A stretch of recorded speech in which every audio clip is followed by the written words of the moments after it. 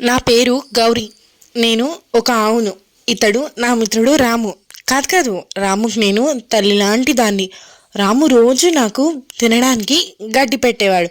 ఆ గడ్డంతా తిని రాము కష్టాల్లో ఉన్నాడు పోనీలే అని నా పాలు అతనికి ఇచ్చేదాన్ని.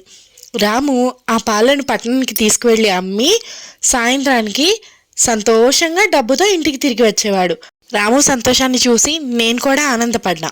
కొంతకాలానికి నేను ముసల్దాన్ని అయిపోయా. నేను ముందులాగా పాలు ఇవ్వలేకపోతున్నా. అది చూసిన రాముకి ఏం చేయాలో అర్థం కాలేదు. చేతిలో డబ్బు లేక రాము చాలా బాధపడ్డాడు. ఒకరోజు రాము నన్ను కసాయివాడికి అమ్మేసి సొమ్ము చేసుకున్నాడు. వచ్చిన డబ్బుతో ఒక గేదెని కొనుక్కున్నాడు. తల్లిలాంటి దాని కదా, రాము కష్టాల్లో ఉంటే చూడలేను. పోనీలే కనీసం రాముకి ఇలా అయినా సహాయపడ్డా అని కసాయివాడితో సంతోషంగా వెళ్ళిపోయా. ఇది నా కథ. మీకు నచ్చిందా?